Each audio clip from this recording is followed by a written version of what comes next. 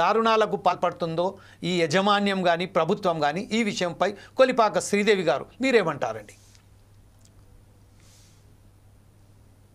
Sir మీ phone పెట్టారనే పేరే కానివ్వండి, దాంట్లో ఆడవాళ్ళు కొట్టుకోవటం తిట్టుకోవటం ఇలా చేస్తున్నారు. కానీ అది పెట్టడానికి గల కారణం మహిళలకి మహాలక్ష్మి స్కీమ్ అని పెట్టారు.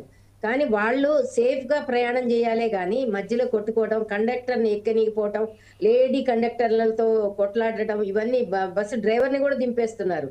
మళ్ళీ ఒక విషయం ఏంటంటే అండి, డ్రైవర్లు కూడా వాళ్ళు ఆపిన చోట ఆపట్లేదండి, వాళ్ళు ఇష్టం వచ్చిన చోట ఆపుతున్నారు. మహిళలు ఎక్కడానికి కూడా ఇబ్బందిగా ఉంది. కానీ ఇది ఏం చేయాలి అంటే అండి, మహిళలకు కూడా ఒక కట్ ఆఫ్ ఏజ్ అనేది పెట్టాలి.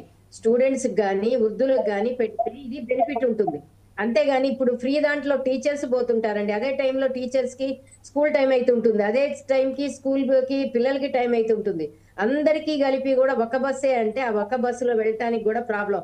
అది ఒక 10 నిమిషాల కేంద్రం బస్సు ఉంటే వాళ్ళు దాంట్లో వెళ్తారు, టైంకి వెళ్తారు. టీచర్లకు కూడా బస్సు ఫ్రీ బస్సే ఏర్పాటు చేస్తుంటే వాళ్ళకి వస్తున్నాయి కదా సార్, పూర్ పీపుల్ కోసం అని పెట్టాలి సార్. అంతేగాని ప్రతి మనిషి ప్రతి మహిళ ఎక్కేసరికి దాంట్లో ధనికులు పూర్వాళ్ళు పేదవాళ్ళు అనే తేడా లేకుండా ప్రతి వాళ్ళు ఫ్రీ అంటే ఎవరైనా ఫ్రీ బస్సు ఎక్కుతారండి, ఎక్స్ప్రెస్ లు అవి ఎక్కరు.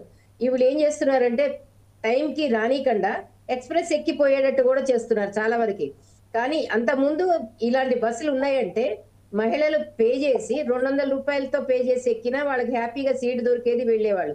ఫ్రీ అని చెప్పడం వల్ల సీటు దొరకట్లే వాళ్ళకి, వాళ్ళు నుంచొని ప్రయాణం చేయాలి. చిన్నపిల్లలతో సామాను అవన్నీ తీసుకొని వెళ్ళాలంటే కూడా చాలా ప్రాబ్లం ఉందండి. మేము డైరెక్ట్ గా కూడా ఒకసారి కలవడం జరిగింది, ఇప్పుడు కాదు పెట్టిన కొత్తలో. అప్పుడు కూడా ప్రతి వాళ్ళు ఇదే తిట్టుకుంటున్నారండి, ఎందుకు పెట్టాలి, దాని బదులు ఛార్జీ తగ్గియాలి సార్. కొంచెం ఛార్జీలు తగ్గిస్తే వాళ్ళకి కూడా బెనిఫిట్లు ఉంటాయి. ఇప్పుడు 500 చోట 200 చేశారనుకోండి, వాళ్ళు కూడా సరిపోని మంది ఎక్కుతారు. ఇష్టం ఉంటే ఎక్స్ప్రెస్ ఎక్కుతారు, లేకపోతే పల్లె వెలుగు ఇవన్నీ. అంతేగాని ఫ్రీ పెట్టడం వల్ల మన రాష్ట్రంలో మహిళలకి ఒక ఇన్సల్ట్ చేయడం తప్ప వాళ్ళ కోసం ఏదో చేశారని చెప్పుకోవటం రేవంత్ రెడ్డి. కానీ ఏ పథకం చేసినా కూడా ఇంతే ఉంటున్నాయండి, దేనికి బెనిఫిట్ లేవు. మహిళలకి మహాలక్ష్మి స్కీమ్ అన్నాడు, మళ్ళీ మ్యారేజ్ అయిన పిల్లలకి చెక్కులు ఇస్తున్నాం అన్నాడు. ఏది కూడా సమానంగా రావట్లేదు సార్. మహిళలకి అన్యాయమే జరుగుతోంది కానీ న్యాయం ఎక్కడా జరగట్లేదు. చాలా బాధాకరం అండి. అవసరమైన వాళ్ళు ఎక్కకుండా దిగిపోయి ఒక్కొక్కసారి ఏమైతుందో సార్, లాస్ట్ బస్సు అది ఎక్కపోతే ఇంటికి పోరు ఆడపిల్ల.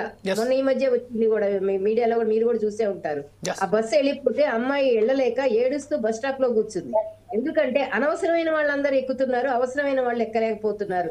ఆ పిల్ల నైట్ వెళ్ళలేకపోతే ఎట్లా వెళ్తుంది? అదే లాస్ట్ బస్సు. ఎవరైనా రావాలన్నా తీసుకుపోవాలన్నా ఇప్పుడు మహిళలకు సెక్యూరిటీ కూడా లేదు, మీకు కూడా తెలుసా. దాని వల్ల మహిళలు ఎంత ఇబ్బంది పడుతున్నారంటే దాని బదులు మినిమం ఛార్జెస్ పెట్టమనండి. ఓల్డ్ ఏజ్ ఇప్పుడు 50 దాటిన తర్వాత 60 దాటిన తర్వాత మహిళలకు ఫ్రీ అంటే వాళ్ళంతా ఎక్కువ మంది వెళ్ళరు కాబట్టి వాళ్ళకి ప్రాబ్లం ఉండదు, వెళ్ళినప్పుడు ఫ్రీగా వెళ్తారు. అంతేగాని ఆధార్ కార్డు చూపించి అది చూపించి ఎన్ని చూపించినా కూడా ఇబ్బందికరంగానే ఉంటుంది సార్. ప్రయాణాలు అంటేనే మన దగ్గర మీరు ఏమైనానండి, ట్రైన్ లో ఫుల్లే ఉంటారు, బస్సులు ఎన్ని ఉన్నా ఫుల్లే ఉంటారు, ఫ్లైట్స్ లో ఫుల్లే ఉంటున్నారు జనాలు, కార్లు పోతున్నారు. ఎన్ని పోయినా కూడా మహిళలు ఇబ్బంది పడుతున్నారు బస్సులలో వెళ్ళడానికి. ఇదే విషయంపై ఒకసారి మనం కల్పన గారి దగ్గరికి వెళ్దాం.